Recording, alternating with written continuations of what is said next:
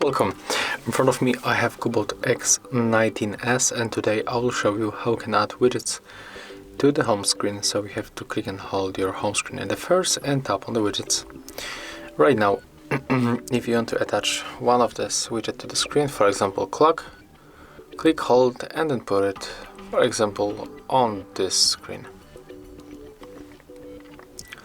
When you tap on the widget, the application will be open. So in this case we use clock. When you click hold and make that gesture, you can change size of that widget. When you click outside, it looks like that.